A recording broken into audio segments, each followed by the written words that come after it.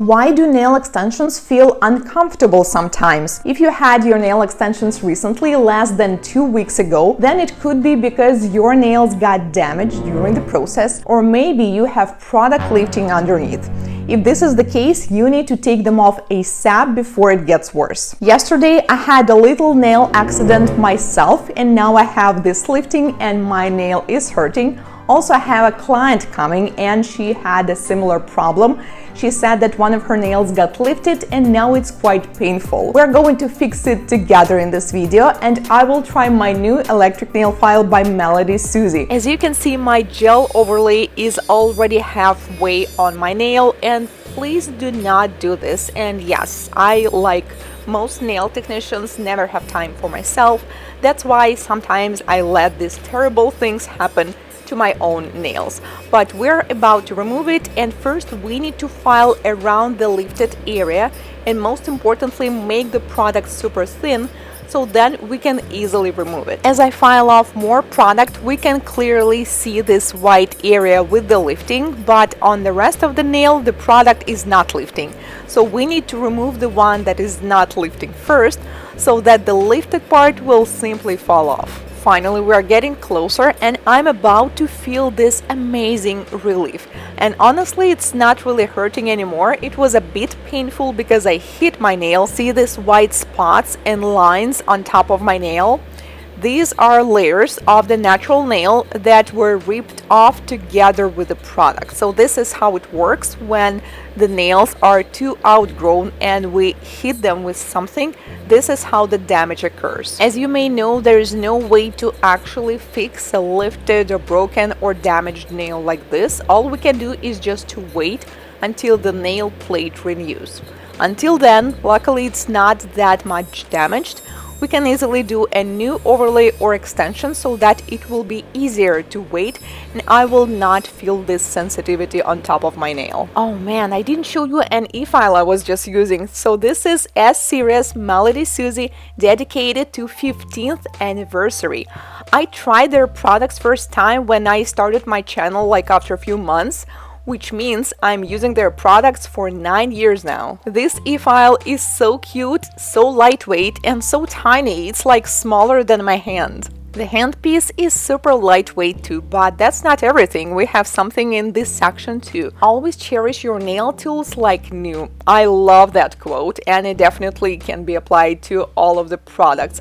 So this is the wipe that we can use to clean the screen. Nail stickers with hearts, golden and pink. And this soft bag, I guess, is designed to keep all of our e-file and other nail goodies inside. One of the coolest features of this e-file is that it's rechargeable. You just charge it with this Type-C cord, and then you have about 6 hours to use it without charging again. This kit also includes some drill bits as well as additional sand bands. We can definitely use this carbide bit for removal, and this brush is so good for cleaning drill bits if they get clogged with the product, and this is a 6-way shiner. I would like to show you something that truly impressed me about this e-file is that it is so quiet. Now I have a speed at 11 and we can barely hear it. Adjust the speed by rotating this switch on the top, and when you need to switch to reverse mode, you don't need to stop, simply click R and it will automatically stop the rotation and switch into opposite direction. Also, when you're working, I find it very comfortable when I can just stop instead of putting the speed to 0 every single time. You can use the pause button instead. Once you click it, it's going to stop, and when you restart it again, it will use the exact same speed as you had before. This is the size comparison to iPhone 13. iPhone is actually bigger and much heavier. This is definitely one of the smallest and compact e-files I've ever worked with. Meanwhile, my client came and we need to remove her old product. I will use a carbide rainbow bit that was in the kit and max speed, which is 35,000 rotations per minute, and forward mode. Since we are doing full removal, first I'm going to file off the free edge, and as I do it, I hold her nails very tightly because, as you can see, they're outgrown almost half now, and there is a possibility that some nails are lifting. so I don't want to hurt her nails. Once we're done with the product on the free edge, it's time to file off the product on top. Every time I'm using max speed or any high speed, like more than 30,000 rotations per minute, I get many questions like, oh, this is supposed to burn, right? This should be so painful, but it's actually the opposite. If you're going to attempt to do the same thing, like to file off that amount of product at low speed, such as 15,000 RPMs, you will need to press on the drill bit and on the nail more, and it will cause more frictions, hence more heat spikes. But when you use a high speed, I don't press that much, I move faster from one side to the other, so the client doesn't really feel any heat.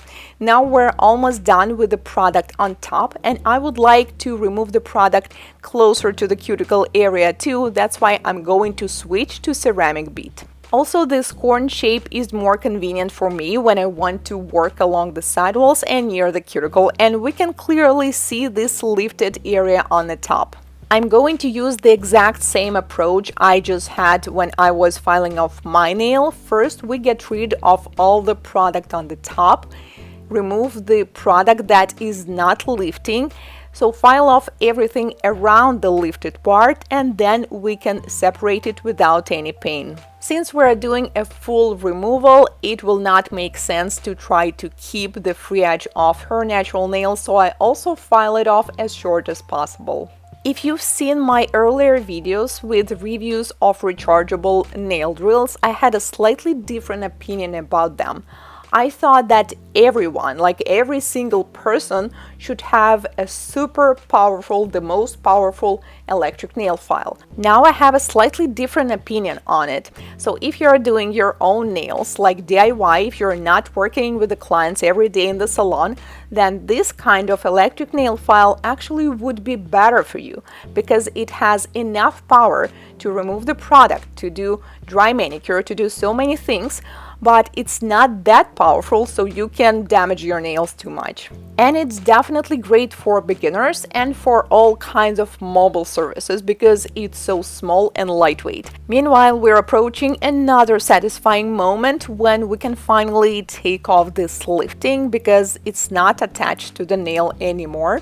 Just let it go, and then we will slightly file off the rest of the product. Let's proceed with the prep. So I file and shape her nails with 180 grit hand file, and then we need to do dry manicure. I will need a flame-shaped diamond bit with red abrasive, and let's set the speed to 22 forward rotation. Keep in mind that I always mention the speed or the rotation, but it is definitely going to vary depending on the client's nails because some of us have thicker cuticles, thicker skin, some of us are more sensitive and have thinner cuticles, so it is definitely going to change. Also, it depends on the bits. Normally, I use this speed to clean the sidewalls on the left side as well as the cuticle area and to push it back. My client Kate has what I call standard or normal cuticles. There's not that much to work on, but it's still important to clean everything, especially the sidewalls. Once I'm done cleaning the left sidewall and cuticle on 10 nails, I switch to the opposite part, so now we need to click R, and e-file is going to rotate in the opposite direction, which makes it super comfortable to clean the cuticles and the sidewalls in the opposite side now. This electric nail file passed the test with product removal, and usually this part requires more power, so it's definitely suitable for e-file manicure as well. When I'm doing cuticle prep with a diamond drill bit, I'm not just pushing them back, but I'm also cleaning the cuticle from the nail plate.